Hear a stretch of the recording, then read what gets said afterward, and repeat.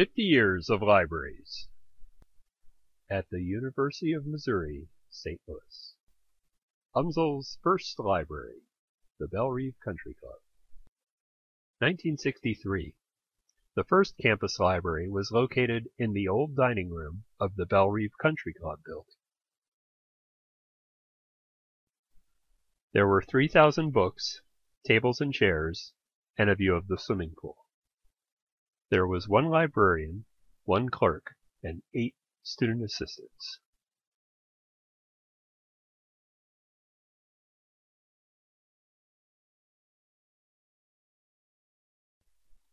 In 1966, construction began on the Thomas Jefferson Library building.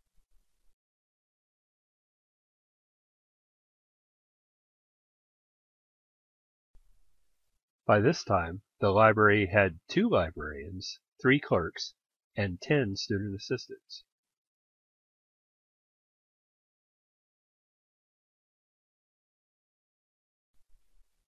Thomas Jefferson Library opens in the fall of 1968. Opening day meant 30,000 books in the new building. My name is Betty Johns, and I worked at UMSL from 1969 to 1980. I started when they had just moved into the new building, and I was a cataloger, and as I was doing my job, they were unpacking boxes upstairs. The only thing that saved me from having to unpack the boxes, they had stopped all of the cataloging so everyone could pack and unpack. So they had quite a backlog, so they needed me to begin working to get enough books up for the shelves. So you were working with the books that had been boxed up from the old library building and moved into the new Thomas Jefferson building. Exactly.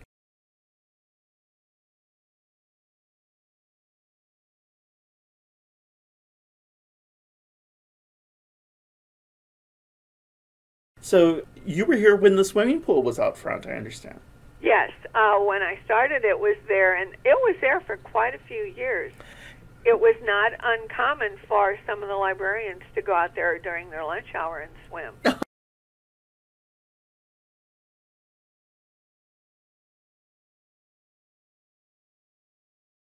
Would you like to tell us about your experience of actually getting hired here at UMSL? I was a children's librarian at the St. Louis County Library, and I went to UMSL because I was able to earn $300 a month.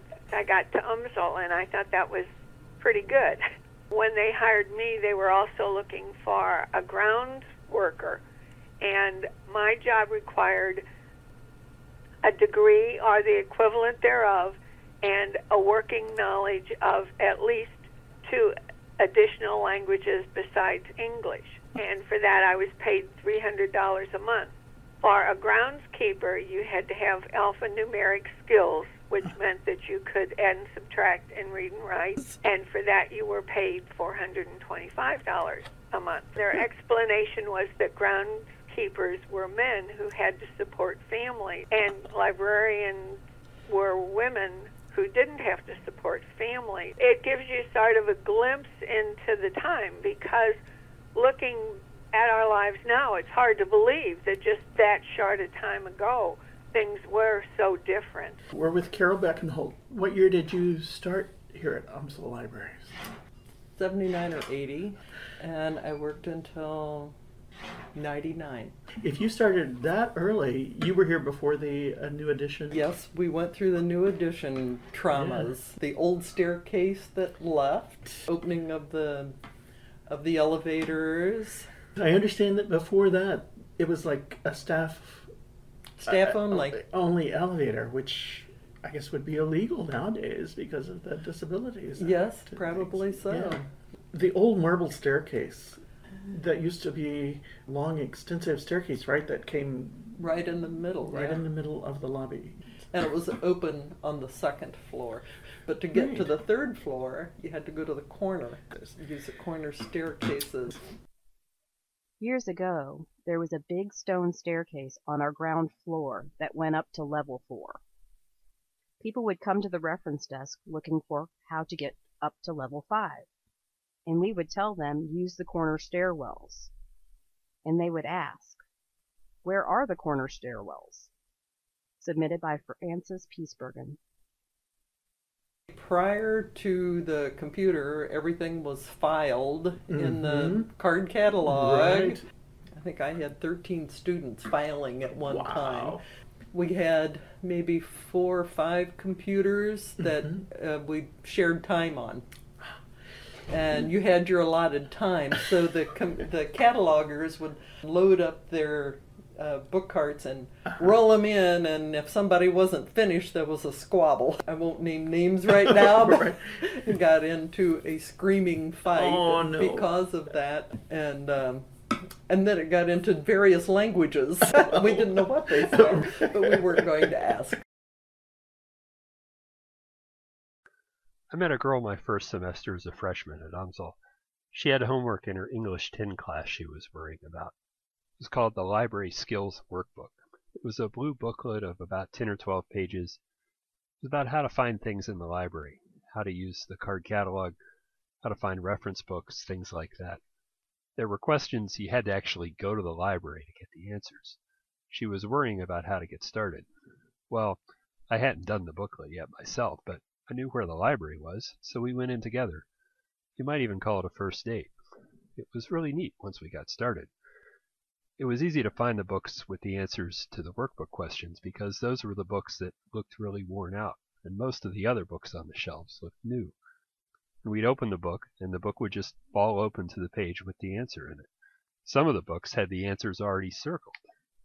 So it didn't take us very long to finish, and we had a good time together. I probably would have liked it to take longer. Anyway, she turned her workbook in. I don't know what grade she got on it, but it must have been all right, because 6 years later, she married me.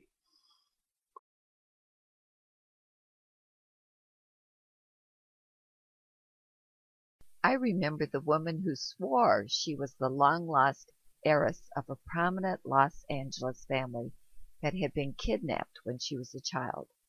She wanted microfilm of the Los Angeles Times to bolster her case, and eerily, all the articles that dealt with this crime were excised from the LA Times.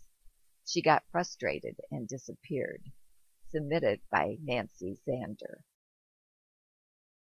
Tell us a little bit about the termite. We didn't know what they were, but when the new addition was built, now they had termite problems in the loading dock of the old building, or the current building, I guess I should say. Yeah. But they cut corners and didn't treat the ground for termites because everything was going to be concrete anyway. But termites don't give up. And so in cataloging, in the spring, between when it starts getting warmer and moister outside, there was a little tiny crack in the cement under the carpeting.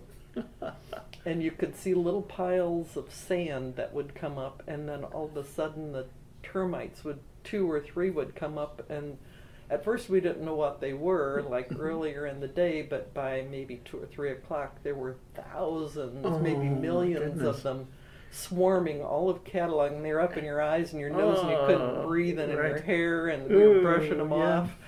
And people were standing on the windows of the outside looking in, and it was like a cloud in there. So we would have termite watch after the initial thing. You know, every morning we would go over and peer at the carpet to see if there were any little sand piles, see if the termites were coming, if we saw them. But they did have to rip the carpet out, and we didn't leave then either. So that was our termites. Waylon, who was sitting next to me at the time, was eating as usual. He's trying to protect his food. He's swatting these things away. We discovered the staircase of Jeff the Ghost. And then during construction, back in the southeast corner where the staircase goes up from the bottom, they had to knock a hole in the very bottom part, sub-basement. And there was a table and chairs and coffee cups and everything else, and a stairway that led to nowhere. And they closed it back up again, so we assumed that's where Jeff lived. When I was a student, in the Thomas Jefferson Library, before the addition was built, we used to have the elevator go down to the first floor. And the first floor was very small and had compact shelving for the government documents. We would tell any new student about the ghost in TJ. Jeff was his name. There was no ghost, but we told them that he died and was buried at the bottom of the elevator shaft. Then, on the first evening they would work late, we would make them go through the initiation. We would take them downstairs, make them go out of the elevator, and turn off the lights and leave. Then we would go back, making plenty of ghost noises.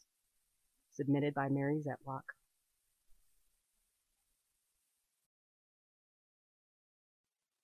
In 1914, the Daughters of Charity opened Marillac Seminary. The seminary educated women in service to the community.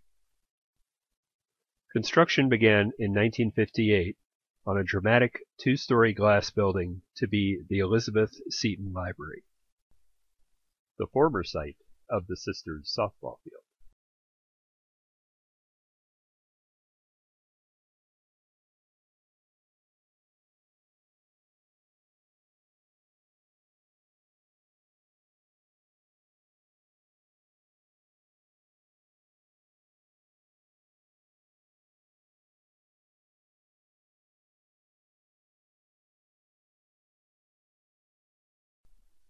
In 1974, Marillac College closed. In 1976, the University of Missouri St. Louis buys the Marillac College property. The building, which began as the Seton Library, became the Education Library under head librarian Virginia Workman. Before computers, library instruction consisted of taking a cart of reference books and journals to a class. The librarian would hold up a reference book and talk about how to use it for research.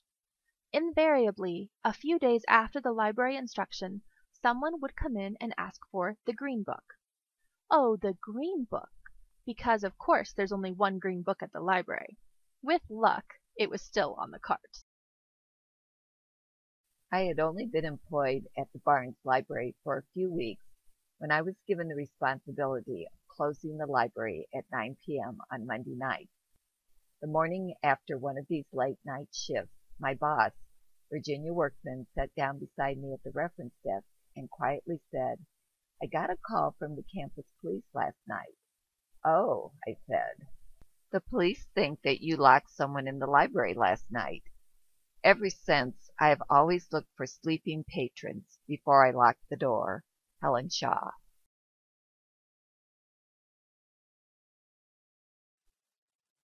The Barnes Library Research Commons opened in January 2005.